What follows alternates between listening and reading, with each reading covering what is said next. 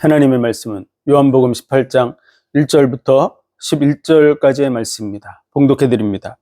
예수께서 이 말씀을 하시고 제자들과 함께 기드론 시내 저편으로 나가시니 거기 동산이 있는데 제자들과 함께 들어가시다.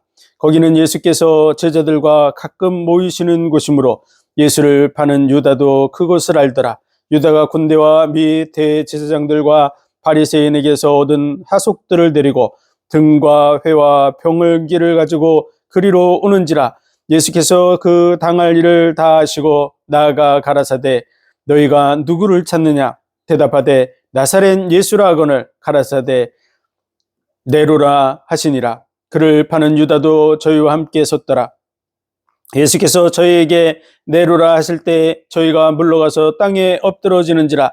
이에 다시 누구를 찾느냐 물으신데 저희가 말하되 나사렛 예수라 하거늘 예수께서 대답하시되 너희에게 네로라 하였으니 나를 찾거든 이 사람들의 가는 것을 용납하라 하시니 이는 아버지께서 내게 주신 자 중에서 하나도 잃지 아니하였삼나이다 하신 말씀을 응하게 하려 함이로라. 이에 시몬 베드로가 검을 가졌는데 이것을 빼어 대제사장의 종을 쳐서 오른편 귀를 베어버리니 그 종의 이름은 말고라. 예수께서 베드로더러 이르시되 검을 집에 꽂으라. 아버지께서 주신 잔을 내가 마시지 아니하겠느냐 하시니라. 아멘. 기도하겠습니다. 하나님 은혜와 사랑과 복주심 감사합니다. 오늘도 귀한 말씀을 통해서 우리를 인도해 가신 감사합니다. 십자가의 죽으심을 앞두고 우리를 향해서 품고 계시는 그 마음이 우리 속에 온전히 전달되게 하시고 많은 영혼들이 이 구원의 은혜 속에 함께 세워지게 하여 주옵소서. 모든 예배의 시종을 주관하시고 홀로 영광 받으시길 원하며 예수 그리스도 이름으로 감사하며 기도하옵나이다. 아멘.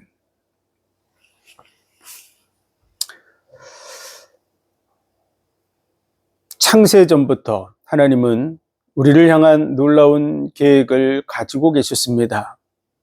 그 뜻의 결정대로 일하시는 이의 계획을 따라 우리가 예정함을 입었다고 말씀하고 있습니다.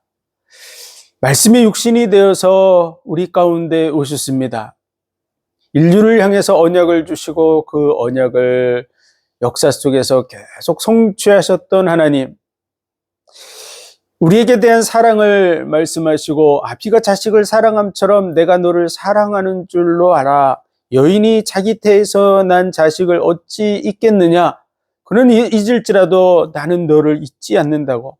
진정한 사랑은 죽음과도 같이 강하고 많은 물이 끓을 수 없는 불과 같다고 말씀하신 그 말씀대로 진정한 사랑을 우리에게 보여주시고 우리에게 대한 하나님의 의와 진실하심을 보여주시기 위해서 말씀이 육신이 되어 우리 가운데 오신 줄 믿습니다. 태초부터 계신 말씀, 하나님과 함께 계셨고 만물이 그로 말미암아 창조되었다고 말씀하신 창조주 하나님, 자기의 영광을 취할 것으로 여기지 아니하시고 종의 형상을 가져 사람들과 같이 되신 하나님, 그 하나님께서 예수 그리스도로 이 땅에 오셨습니다. 가장 낮은 곳 베들레헴 마구간 구유 안에 누일 수밖에 없었던 가장 낮은 자로 오셔서 가장 비참한 그런 형벌을 받으시면서 우리의 죄와 허물을 담당하러 오신 분, 그분이 바로 예수 그리스도인 줄 믿습니다. 그러므로 보라, 세상 죄를 지고 가는 하나님의 어린 양이로다. 예수님의 그 길은 우리를 대신해서 죽으러 오신 분입니다. 희생 제물이 되시려고 오신 분. 세례 요한은 예수님의 삶을 처음부터 세상 죄를 지고 가는 하나님의 어린 양이라고 선포했습니다. 그럼에도 불구하고 많은 사람들은 예수님을 세상에서 권력을 주고 휘두르는 권세자로 오시기를 원하고 있었지만 예수님은 우리의 죄와 허물을 담당해 주시려고 오신 분입니다. 그러므로 자기 백성을 저희 죄에서 구원할 자라는 이름을 가지셨죠. 그는 혼인잔치의 주인공으로 오셨습니다. 영원한 사랑의 관계를 맺기 위해서 오신 분이라는 것이죠. 그 첫 사역이 혼인잔치라고 하는 건 아주 중요한 의미를 우리에게 전달해 주고 있습니다. 하나님의 모든 일은 그 사랑에서 시작되었다고 할 수 있습니다. 너희가 거듭나지 않으면 하나님의 나라를 볼 수도 없고 들어갈 수도 없다고 말씀하셨습니다. 많은 사람들은 다 육체적인 생각을 합니다. 니고데모도 인간이었기 때문에 동일한 생각을 하고 있었고, 니고데모만 그런 생각을 하고 있었던 것은 아닙니다. 다시 태어나야 된다는 말을 들을 때 모든 대부분의 사람들은 어떻게 우리가 다시 태어날 수 있습니까? 라고 생각하고 질문하는 건 당연한 것입니다. 영적인 그 부분을 제대로 이해하지 못한 상태에서 예수님께서 거듭남에 대한 진정한 말씀을 해주셨습니다. 육체로 난 것은 육이요, 영으로 난 것은 영이라고, 영적으로 다시 태어나야 된다고 말씀하신 것이죠. 어떻게 영적으로 다시 태어날 수 있습니까? 어떻게 그런 일이 일어날 수 있습니까? 어떻게 우리가 다시 태어날 수 있습니까? 죽었다가 다시 날 수 있습니까? 바람이 힘으로 불 때 어디서 와서 어디로 가는지 알지 못한 같이 성령으로 난 자도 그와 같다고, 모세가 광야에서 구리뱀을 든 것과 같이 인자가 높이 들려야 하리라고, 누군가 대신 죽어야 된다는 것이죠. 우리는 우리의 방법으로는 절대로 다시 태어날 수 없습니다. 일단 죽었다가 다시 태어날 수 있는 사람이 존재하지 않습니다. 내가 죽었다가 다시 살아나겠다라고 생각하고 그 일을 이룰 사람도 아무도 없습니다. 인간은 할 수 없는 것이죠. 누군가 대신 죽어야 된다는 사실을 니고데모는 이해하지 못했던 것입니다. 다시 태어나기 위해서는 내 대신 누군가가 내 죄를 짊어지고 죽어야 된다고 하는 사실을 정확하게 이해하지 못한 것이죠. 수천 년 동안 자기의 죄 문제를 해결하기 위해서 양과 소를 잡아서 번제물로 드리는 제사를 드리면서도 누군가 나를 대신해서 죽어야만 내가 다시 새 삶을 살 수 있다는 이 사실을 정확하게 인지하지 못했던 것입니다. 우리도 마찬가지죠. 우리의 방법으로는 새 삶을 살 길이 없습니다. 우리를 대신해서 예수 그리스도께서 죽으심으로 우리가 거듭나게 된 줄로 믿습니다. 그것이 바로 성령으로 난 자들입니다. 영으로 난 자이고 예수 그리스도를 믿을 때 영접하는 자, 곧 그 이름을 믿는 자들에게는 영접하는 것과 믿는 것을 같이 말씀하고 있습니다. 영접하는 자, 곧 그 이름을 믿는 자, 그들은 하나님의 자녀가 되는 권세를 주셨으니 이는 혈통으로나 육정으로나 사람의 뜻으로 나지 아니하고 하나님 뜻대로 난 자들이니라. 그것이 바로 거듭남입니다. 그래서 저를 믿는 자마다 영생을 얻는 이것이니라. 하나님이 세상을 이처럼 사랑하사 독생자를 주셨으니 저를 믿는 자마다 멸망치 않고 영생을 얻게 하려 하심이라. 내가 온 것은 세상을 심판하려 함이 아니오 나로 말미암아 세상이 구원을 받게 하려 함이라고. 예수님의 오신 뜻은 우리를 심판하러 오신 것이 아닙니다. 구원하시기 위해서 오신 줄 믿습니다. 대신 자기의 생명을 내어주러 오신 분인 줄 믿습니다.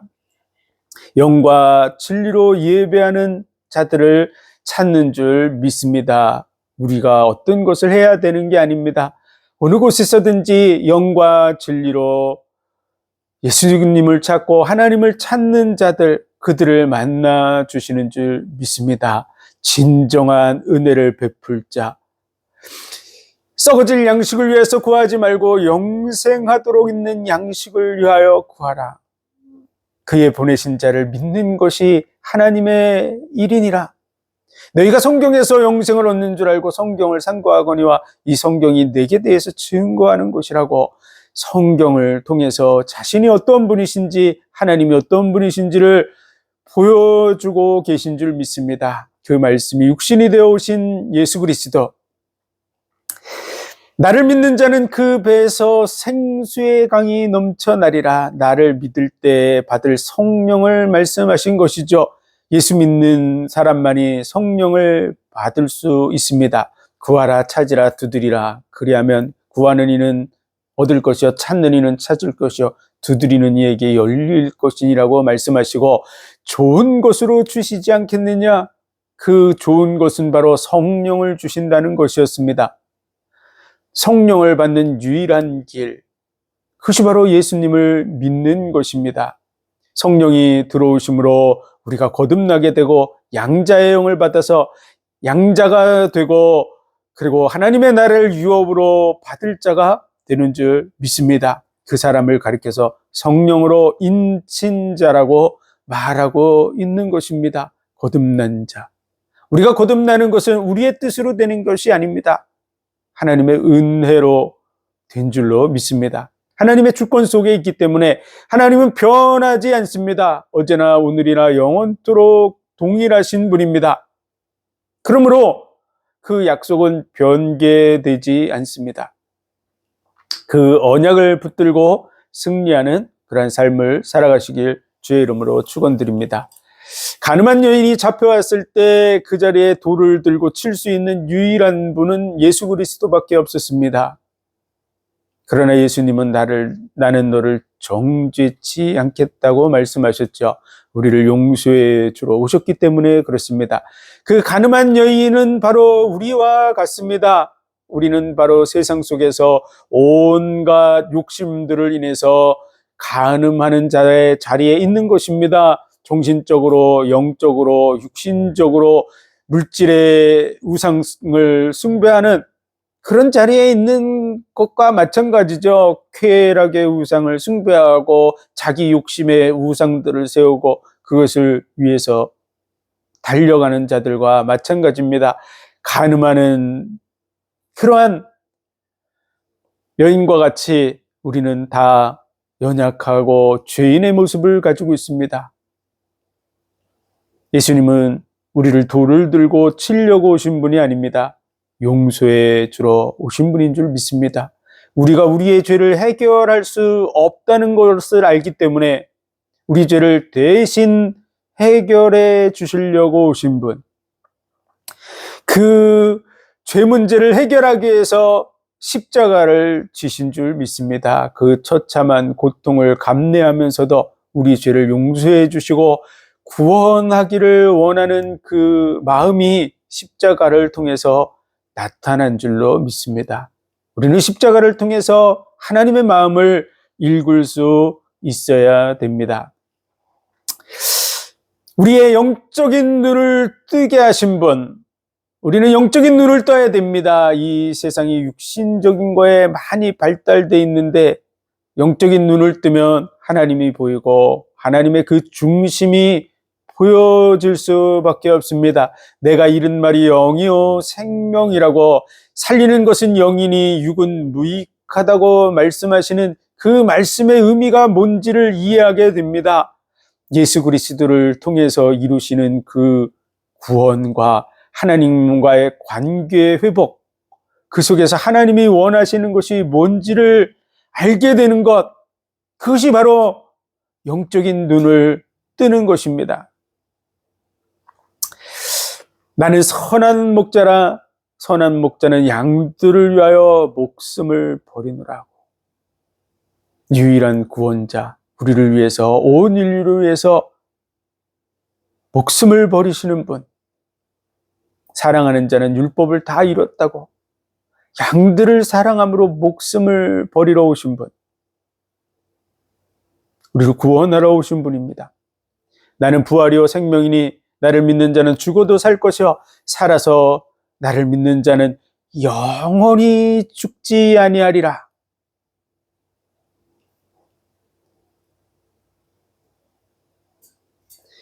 나를 믿는 자는 심판에 이르지 아니하나니 사망에서 생명으로 옮겼느니라.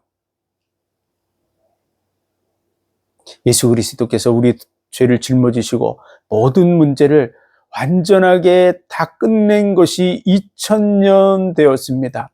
인류의 죄값, 인류의 생명의 값, 속전이라고 하는 대속제물이 되셔서 우리의 죄를 속해 주셨습니다. 값주고 우리를 사셨습니다. 그것이 2000년 됐어요. 그런데도 많은 사람이 여전히 구원을 받지 못하는 이유는 이 복음을 듣지 못함 때문이라고 말하고 있습니다. 그러므로 전하는 그 발을 아름답다고 말하는 줄 믿습니다. 전하는 자의 자리에 서야 될 줄로 믿습니다. 2000년 전에 인류에게 죄와 사망의 법에서 해방되었다고 선포하고 있는데 그 문이 열려진 지가 2000년 됐습니다. 휘장이 위에서부터 아래로 찢어져서 그 문이 열려진 지가 2000년 되었습니다. 들어가는 자는 살게 될 줄로 믿습니다. 아직도 마귀가 그 문을 막고 있고 또 우리 마음에서 뿌리를 내리지 못하면 열매를 맺지 못하게 하려고 빼앗아 간다고. 우리 속에서 말씀을 빼앗아 가는 영적인 존재 마귀입니다. 그리고 거짓 선지자들이 일어나서 할 수만 있으면 믿는 자들도 택하신 자들도 미혹하리라고. 악한 자들이 미혹해서 수많은 영혼들이 흔들리고 갈등하고 방황하고 있다는 것이죠. 2000년 전에 다 해결되었는데도 불구하고 그 은혜를 못 누리게 되는 것입니다. 아가페 사랑 속으로 들어가지 못하고 있는 것이죠.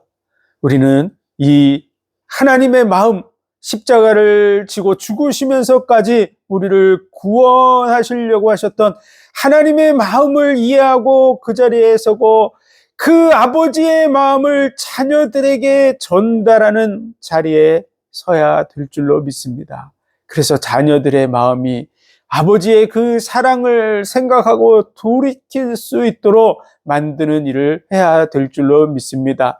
나는 선한 목자라 양들을 위하여 목숨을 버린다고. 사랑함으로 목숨을 버리는 주님의 마음이 우리 속에 온전히 전달되어야 할 줄로 믿습니다. 자기의 전부를 주셔서 우리를 값주고 사신 줄 믿습니다. 그냥 지구를 주신 것도 아니고 태양계를 준 것도 아닙니다. 온 우주 만물을 준 것도 아닙니다. 말씀이 육신이 되어 이 땅에 오셔서 자기의 생명을 아낌없이 다 물처럼 피처럼 쏟아 부어주신 줄 믿습니다. 그 은혜 속에 우리가 세워진 줄로 믿습니다. 이 놀라운 복음이 모든 영혼들 속에 통해야 될 줄로 믿습니다. 이 은혜를 받은 자로서 이 은혜를 전하는 삶을 살아야 될 줄로 믿습니다. 잡히시던 그 밤에 제자들의 발을 씻겨주셨습니다. 많은 사람들이 그리스도 안에 들어와서도 방황합니다. 그 이유는요, 해결되지 않는 자기만의 문제들을 짊어지고 있기 때문에 그렇죠. 레위인들과 제사장들도 성막 속에 들어와서 양의 문을 통과해서 번제단을 통과하고 그 안에 거하면서도 늘 더러워집니다. 양을 잡고 소를 잡고 그 번제단에 재들을 치우고 똥을 치우고 뭐 왔다 갔다 하다 보면 다 더러워지죠. 계속 더러워지죠. 그렇기 때문에 그 수족을 씻고 성소 안으로 들어가도록 말씀해 주고 있습니다. 그 수족을 씻는 자리가 있는데 그것이 바로 물두멍입니다. 물두멍. 레위 여자들의 거울을 쳐서 만들었죠. 자기의 모습을 들여다보게 하는 그러한 의미를 담고 있습니다. 우리의 잘못된 부분, 연약한 부분, 더러워진 부분들을 보고 씻고 깨끗함을 얻어서 그 그리스도의 은혜를 힘입어서 성소 안으로 들어가게 해주는 것이죠. 그래서 이 성막의 진정한 의미, 물두멍의 진정한 의미, 그리고 성소 속에 그 떡상에 참여하는 이런 일들을 예수님은 이 땅에 오셔서 정확하게 이제 자신이 십자가를 질 시간이 가까워서 마지막 길을 걸어가시면서 그 사실을 정확하게 제자들에게 전달해 주고 있는 것입니다. 예수님이 왜 발을 씻어 주셨는지 많은 사람들은 각자의 생각으로 그것을 바라보지만 예수님은 자신이 성전됨을 가르치시고 그 성막을 세운 분명한 의미를 우리에게 전해주고 있는 것이죠. 그러면서 그때 베드로가 내 발을 씻을 수 없나이다 그랬더니 내가 내 발을 씻기지 않으면 너와 내가 상관이 없다. 그랬더니 베드로가 그러면 주여 내 발뿐만 아니라 목욕까지 시켜주십시오. 그랬더니 예수님께서 이미 목욕한 자는 발밖에 씻을 필요가 없다고 말씀하셨죠. 이미 목욕한 자는 무엇을 말할까요?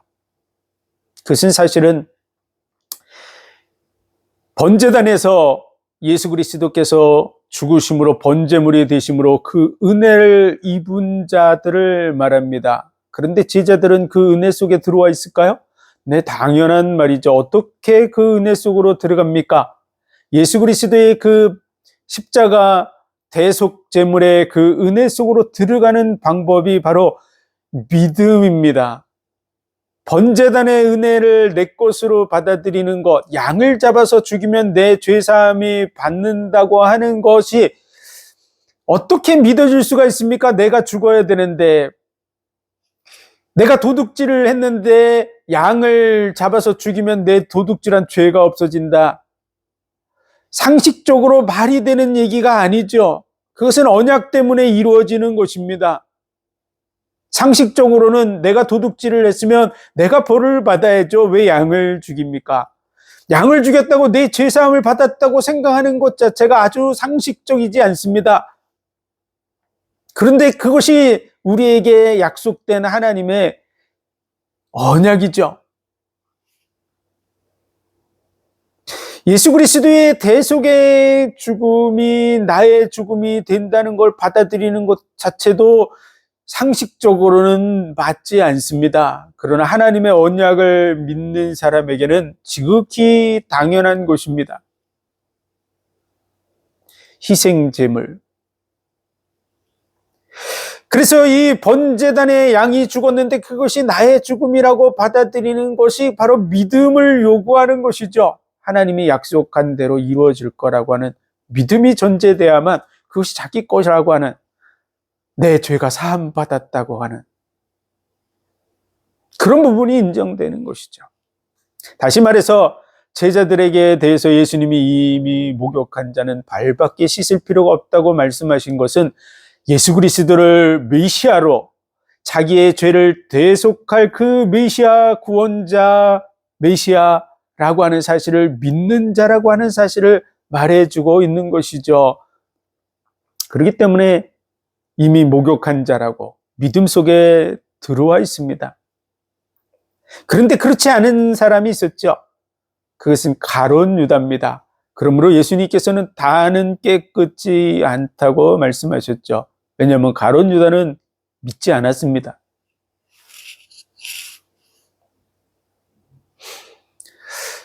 믿음으로 예수님을 따랐던 제자들에 대해서 예수는 이미 깨끗하다고, 그러므로 발밖에 씻을 필요가 없다고 얘기하셨죠. 그리스도 안에 들어와 있으면 다시 번제를 드릴 필요가 없습니다.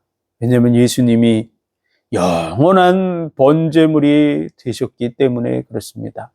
한 번의 제사로 영원히 온전케 하셨느니라. 히브리서 9장 12절, 10장 12절에 보면은 영원한 속죄를 이루셨다고, 분명하게 말씀하고 있습니다. 그러므로 발밖에 씻을 필요가 없다는 것이죠. 왜 발은 씻습니까? 경건한 삶, 그리스도인으로서의 삶을 살아가기 위해서 자기의 더러워진 부분을 씻는 것이죠. 그리고 성소 속으로 들어가야 됩니다.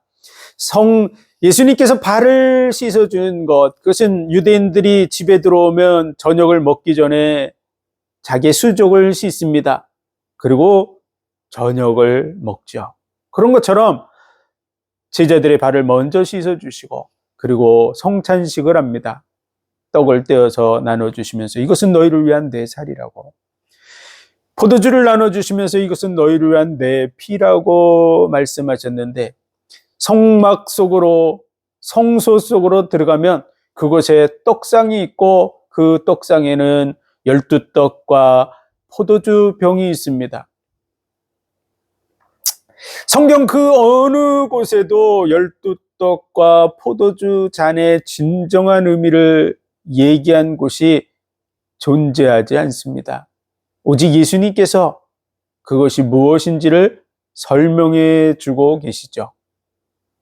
그 12떡과 포도주는 바로 택하신 백성들을 품고 있는 주님의 모습입니다. 그리고 그들을 위해서 자기의 살을 양식으로, 자기의 피를 음료와 같이 온전히 다 내어주시는 그 의미를 말해주고 있는 것입니다. 예수님께서 설명해 주지 않고 가셨다면 누가 그 얘기를 진정으로 해줄 수 있을까요? 예수님만이 그 진정한 의미를 알고 계신 분이고 그 성막의 주인공이십니다. 그래서 제자들의 발을 씻겨주시고 그리고 그 떡과 포도주를 말씀해 주신 것이죠. 그것은 십자가에서 자기의 살을 찢고 온몸의 피를 다 쏟아서 우리를 구속하실 그 은혜를 말씀해 주는 것입니다. 하나님의 그 사랑을 되새김질하게 하시는 것이죠. 얼마큼 사랑하면 전부를 줄 수 있습니까? 자기의 생명같이 사랑해야 이 일이 이루어질 줄로 믿습니다. 생명같이 사랑하지 않으면 누가 자기의 생명을 내어주겠습니까?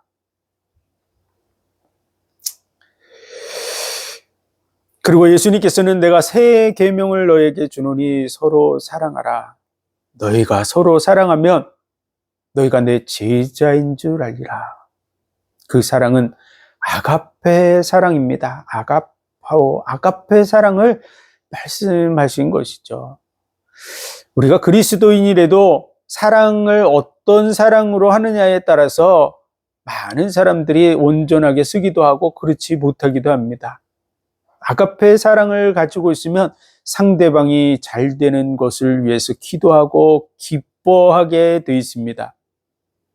그러나 자기 욕심을 가미시킨 그러한 사랑의 자리에 서면 욕심이 채워지지 않으면 원망하고 불평하고 갈등하면서 살아갑니다. 아가페 사랑으로 사랑하라고 말씀하고 있는 것이죠. 그리고 너희는 마음에 근심하지 말라. 하나님을 믿으니 또 나를 믿으라. 내 아버지 집에 거할 곳이 많도다. 그렇지 않으면 너희에게 일렀으리라. 내가 곧 길이요 진리요 생명이니 나로 말미암지는 아버지께로 올 자가 없느니라.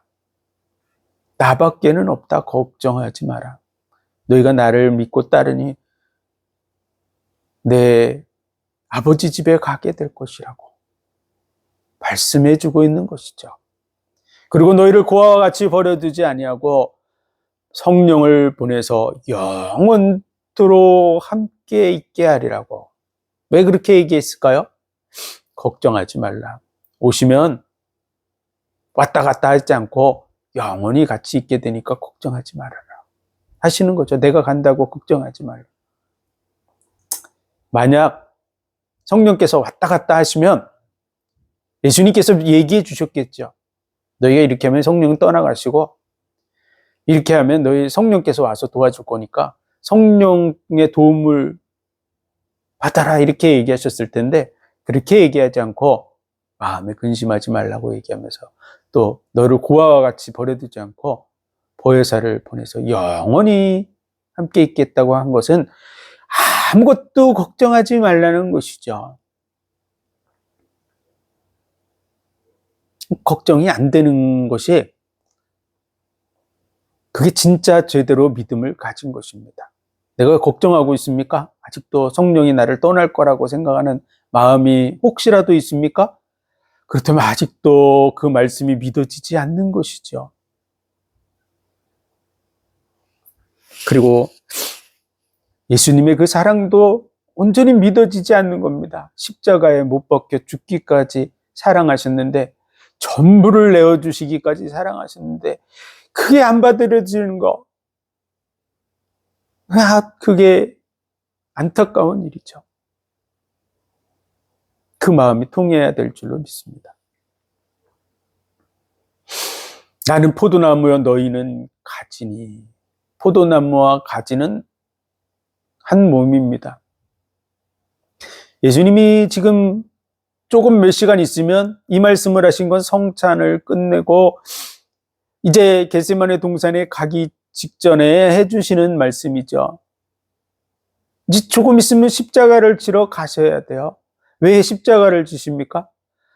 우리를 구원하시기 위해서, 우리 죄를 용서해 주시기 위해서, 하나님의 그 사랑을 확증해 보여주시기 위해서 십자가를 지러 가시는 길입니다.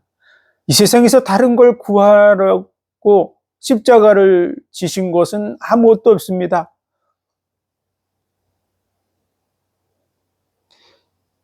십자가를 지러 가시는 그 일을 바로 앞두고 예수님이 나는 포도나무에 너희는 가지라고 얘기한 거죠.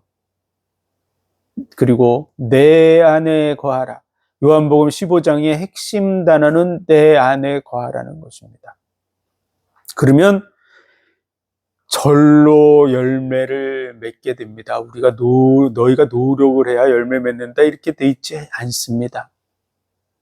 그리고 열매를 맺지 않는 가지, 내 안에 있으면 저절로 열매를 맺는데 못 맺는 가지는 열매를 맺게 하기 위해서 들어올린다 라고 하는 것이 맞습니다. 열매가 어떤 것인지 모르더라도 열매를 안 맺으면 잘라버린다 그러면 열매가 있어야 구원받는다고 하는 얘기가 나오게 되죠. 그 열매가 무엇이냐에 따라서 우리가 할 수 있느냐 할 수 없느냐가 결정될 수도 있겠지만 우리의 노력으로 뭔가 할 수 있다고 생각할 수도 있습니다. 예를 들면 1kg짜리 물건을 들어 올려야 된다 이런 얘기하면 1kg는 우리가 들 수 있죠. 그럼 내가 할 수 있다고 생각하겠죠. 우리의 힘으로 할 수 있다고 생각하는 게 많이 있을 수 있습니다. 그런데 문제가 있습니다. 그 문제가 뭐냐면 마귀가 여전히 활동하고 있다는 것이죠. 그래서 마귀가 방해하면 어떤 일이 일어날까요? 1kg짜리를 들 수 있을까요? 절대 들 수 없습니다. 에덴 동산의 모든 실과를 다 먹을 수 있는데 한 가지만 금했습니다. 그런데 안타깝게도 그걸 먹고 인류가 다 죽게 됐죠. 왜 그랬을까요? 아담과 하와는 안 먹으려고 생각하고 있었던 게 분명합니다. 그런데도 마귀가 와서 꿰니까 결국은 그걸 따먹고 망하게 되는 것이죠. 내가 마귀보다 더 뛰어나고 그의 전략을 깨고 마귀가 내 몸을 쳐서 병들게 해서 1kg짜리를 들 수 없게 만들면 내가 극복할 수 있습니까? 다시 말해서 인간의 방법으로는 이 문제를 해결할 수 없습니다. 어떤 조건을 걸면 마귀가 그것을 모를 거라고 생각하는 건 착각 중에 큰 착각입니다. 그래서 절대로 인간은 넘어설 수 없습니다. 그래서 인간이 해결할 수 없다는 걸 아시고 아담과 하와에게 뱀의 문제를 해결하라고 한 적이 한 번도 없습니다. 여자의 후손이 와서 뱀의 머리를 상할 것이라고. 지극히 작은 거라도 결국은 마귀 문제를 해결하지 않으면 아무것도 할 수 없는 걸 알고 계시기 때문에 그 문제를 대신 해결해 주러 오신 분, 그분이 예수 그리스도죠. 그래서 걱정하지 말라. 내 안에 거하라. 그러면 절로 열매를 맺게 된다고. 내 안에 거하지 않으면 밖에 버려져서 말라진다고. 그래서 불에 던져 사르게 된다고. 내 안에가 핵심적인 내용입니다. 열매는 뭘까요? 예수님이 이 땅에 오셔서 십자가를 지고 죽으시면서 맺기를 원하는 열매, 제자들이 진정으로 맺기를 원하는 열매는 뭘까요? 당연한 것입니다. 예수님이 십자가를 지시는 이유는 우리를 구원하시려고 하시는 것입니다. 다른 것이 있습니까? 그렇지 않습니다. 이 세상에서 금은보화 모든 부분들을 누리기 위해서 하는 것이 아니죠. 그래서 예수님께서는 열매를 맺으라고 말하는 것이 다른 것이 아닙니다. 제자들을 통해서 구원받을 하나님의 백성들인 줄 믿습니다. 그러므로 열매를 많이 맺으면 내 아버지께서 영광을 받으실 것이요 라고 말씀하셨는데, 하나님의 백성들, 하나님이 인류를 창조하시고 그들을 통해서 영광 받기를 원하시는 것, 그것은 진정한 하나님의 자녀들이 돼서 그 은혜와 영광을 찬송하는 것입니다. 천사들이 부르는 찬송에 인간의 찬송을 비교할 수 없습니다. 자녀들이 부르는, 사랑하는 자의 부르는 노래, 그게 아름답죠. 모든 만물이 다 찬양한다고 해서 자녀들이 부르는 그 찬양보다 낫다고 할 수 없습니다. 생명을 주고 값주고 산 자녀, 그들이 열매인 줄로 믿습니다. 그 일을 이루려고 오신 분, 그분이 예수 그리스도인 줄 믿습니다. 우리는 십자가를 지러 가시는 그분의 마음을 이해해야 됩니다. 그분이 말하는 열매가 뭔지를 이해해야 됩니다. 다른 열매를 얘기하면 엉뚱한 소리를 할 수밖에 없습니다.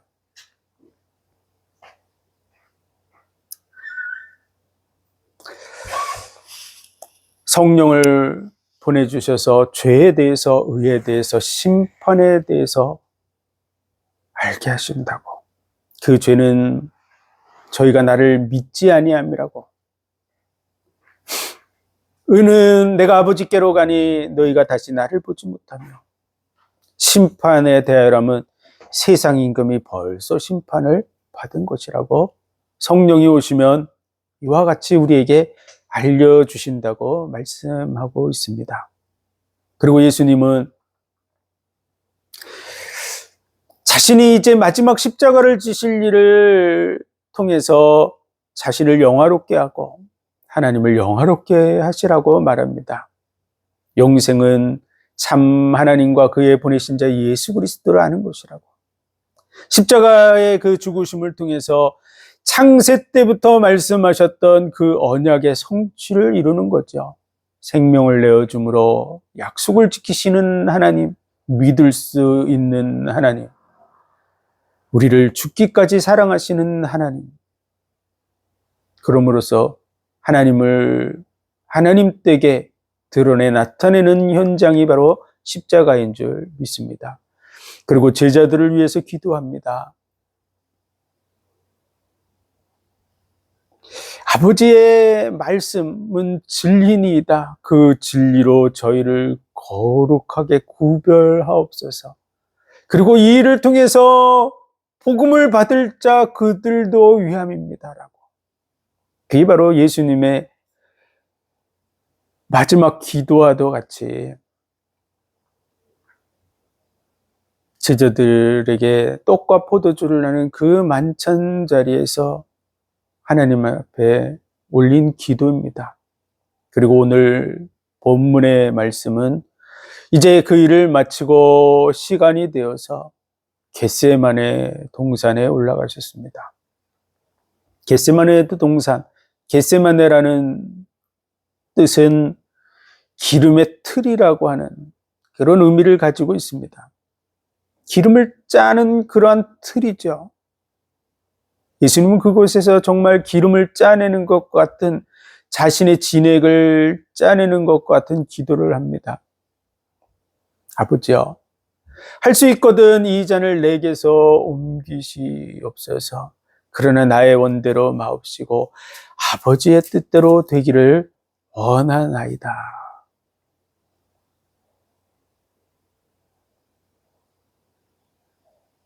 오늘 본문에는 그 기도가 나와 있지 않지만 다른 복음서들의 그 말씀이 잘 기록되어 있습니다. 얼만큼 십자가의 죽음이 자신에게 큰 고통이라는 것을 알고 계신 것이죠. 그러나 그걸 감내하시는 주님의 마음,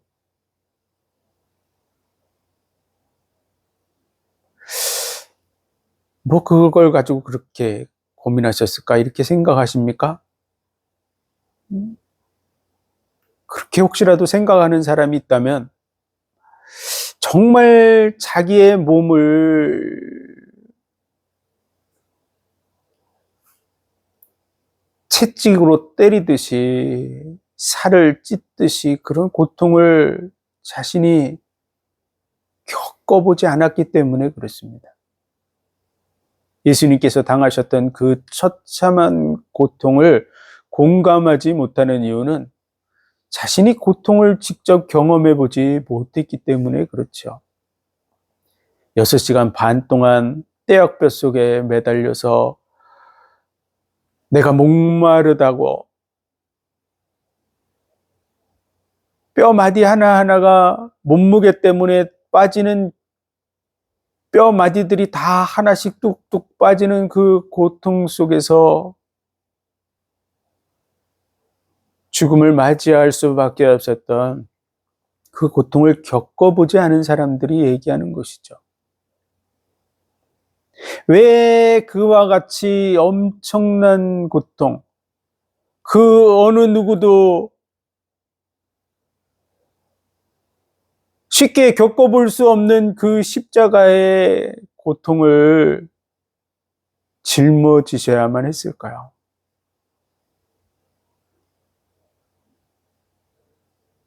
우리를 얼만큼 사랑하시면 그 일을 이룰 수 있을까요? 우리는 얼만큼 사랑하면은 그 사람을 위해서 내 살을 찢고 내 피를 다 흘리면서 뼈 마디를 뽑아내면서 그를 위해서 대신 죽을 수 있을까요? 얼만큼 사랑하면 내가 그 정도 할 수 있습니까? 우리는 입장을 바꿔놓고 그 자리에 한번 서봐야 됩니다. 그래야 그 하나님의 마음이 얼만큼 우리를 사랑하는지를 이해하는 거죠. 진짜 그런 사랑을 해본 사람은 그런 얘기를 하겠죠. 받아들이겠죠.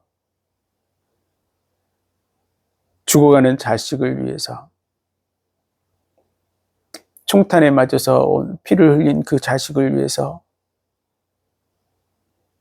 자기의 살을 찢어서 피를 흘려주고, 그리고 굶주린 자식을 위해서 자기의 허벅지를 잘라서 먹여주고, 그런 정도를 해봤다 그러면 얼만큼 사랑하면 그렇게 할 수 있는지를 말할 수 있겠죠.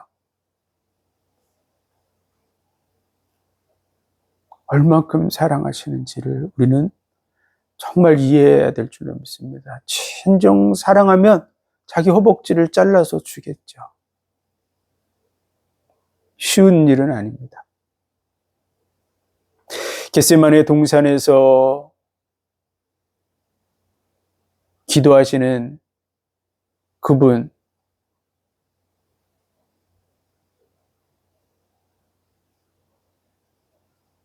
얼만큼 큰 고통이 자기에게 주어질 것이라는 것을 알고 계신 분.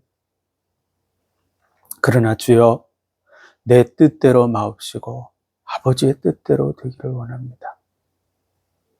인류를 사랑하고 구원하기 원하는 그 마음대로 이루어지기를 원하는 그 기도를 들으신 줄 믿습니다. 사람들은 예수님을 찾아와서 예수님께서 누구를 찾느냐 그랬더니 나사렛 예수라고 말합니다. 나사렛이라는 동네에는 작은 시골 마을입니다. 널리 알려지지 않은 그런 구석진 마을이라 그래요. 산중에 있는.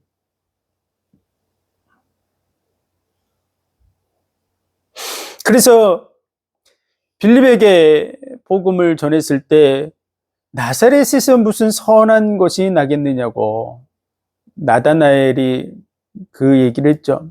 빌립에게 복음을 받고 그랬죠. 예, 무슨 선한 것이 나겠냐고. 그와 같이 많은 유대인들이 나사렛이라고 하는 동네를 보잘것없는 동네로 취급하고 있었습니다. 여기서 사람들이 예수님을 나사렛 예수라고 얘기하는 이유는 사실은 메시아로서의 예수 그리스도를 받아들이지 않는 그들의 마음을 보여주는 모습이라고 할 수 있습니다. 나사렛 예수를 찾는다고. 메시아 그리스도를 찾는다고 얘기하지 않고 나사렛 예수를 찾는다고. 내가 그라고. 그들이 다 놀래가지고 뒤로 자빠졌죠. 또 누구를 찾느냐 그랬더니 나사렛 예수를 찾는다. 내가 그라고. 그러면서 내가 나라고 얘기했으니까 이 사람들을 보내주라고. 하나도 잃어버리지 않고 다 구원 보존하여 지켰나이다는 말씀을 이루려 하시라고. 제자들을 사랑해서 끝까지 보호하시는 그러한 모습을 보여주시는 것이죠. 제자 중 한 명이 그 무리 중에 한 사람의 귀를 잘랐습니다. 그 이름을 말고라고 하고 있죠. 자른 사람은 베드로였습니다. 베드로가 칼을 가진 이유는 예수님께서 잡히시기 전에 미리 제자들에게 말씀하셨죠. 전대나 배낭이나 칼을 준비하라고. 너희가 전에는 이런 것이 없어도 배낭도 전대도 신발도 없어도 다 필요한 것이 채워지지 않았느냐. 그러나 이제는 준비해라. 이렇게 얘기하셨어요. 왜 그랬을까요? 경건치 않은 자, 그런 무리들과 같이 역임을 받았다고 하는 이사야 53장 12절의 그 말씀을 이루기 위해서 제자들에게 검을 가지라고 한 것이죠. 말고의 귀를 자르라고 하신 것이 아닙니다. 근데 베드로는 오해했죠. 그래서 칼을 가지라고 그런 이유는 뭔가 칼싸움을 한번 해보라고 하는 그런 얘기로 착각했던 것이죠. 그러나 예수님은 범죄자 중 하나로 헤아림을 받았다고 하는 그런 말씀을 이루려고 하신 것이죠. 성경의 성취를 위해서. 불량자. 그러나 예수님은 불량자가 아니었습니다. 그 불량자들을 구원하기 위해서 그 자리에 서신 분인 줄 믿습니다. 아버지가 주시는 잔을 내가 마시지 않겠느냐고 말씀하므로 자신이 당연히 십자가를 지는 그 길에 서야 된다는 것을 그대로 받아들인 줄 믿습니다.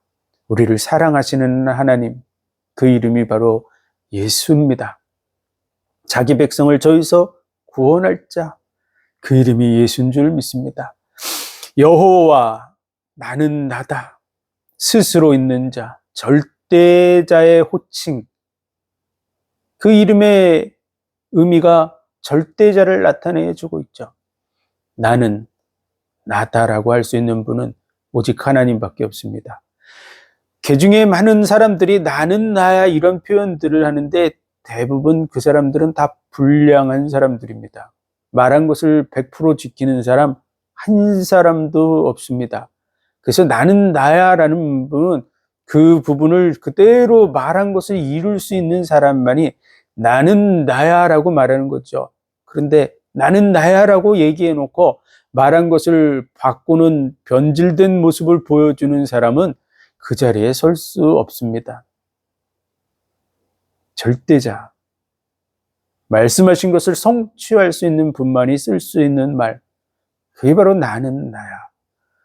여호와 하나님, 의로우신 하나님, 변치 않으시는 하나님. 그 이름 앞에서 우리는 다 죄인이고 망할 수밖에 없습니다. 우리의 죄를 대신 짊어지심으로써 자기의 의를 성취하셨습니다. 우리를 다 죽여야 되는데 우리 대신에 대신 죽으신 것이죠. 그러므로 우리에게 구원의 길을 여셨습니다. 그리고 우리에게 주신 이름, 그 이름이 바로 예수입니다. 자기 백성을 저희 죄에서 구원할 자. 우리를 대신해서 죽은 이유는 사랑하기 때문이라고 말하고 있습니다. 이처럼 사랑하사. 그래서 그 이름이 바로 사랑의 하나님의 이름인 줄 믿습니다.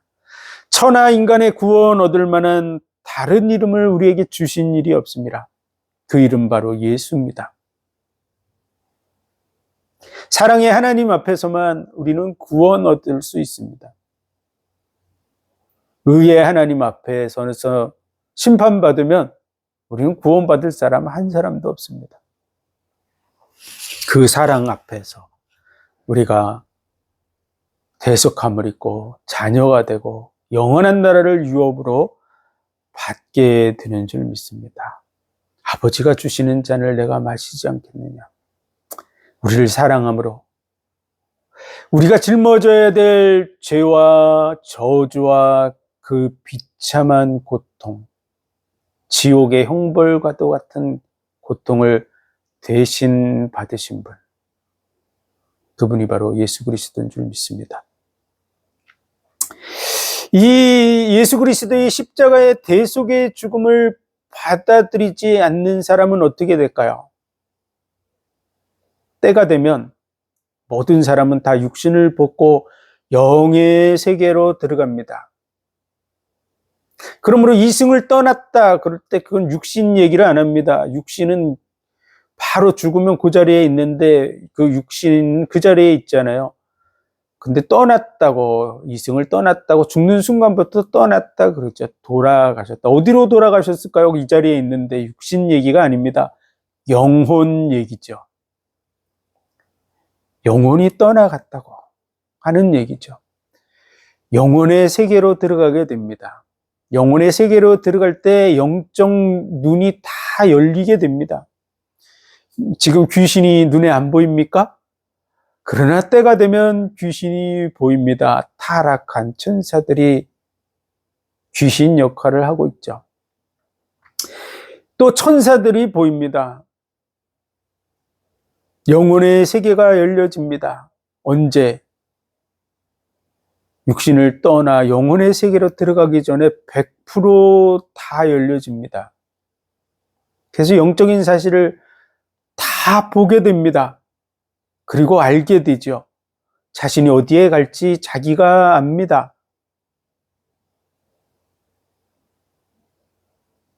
예수 그리스도의 대속의 죽음을 자기 것으로 받아들이지 않는 자들은 다 자기가 지옥에 갈 줄을 자기가 알게 됩니다. 언제 알까요? 영혼의 세계가 열리는 순간 알게 됩니다. 지금은 어떤 말을 해도 거부하고 대적하고 그럴지 모르지만 영혼의 세계가 눈앞에 열려지는 순간에 알게 됩니다. 자신이 지옥에 갈 자라는 걸.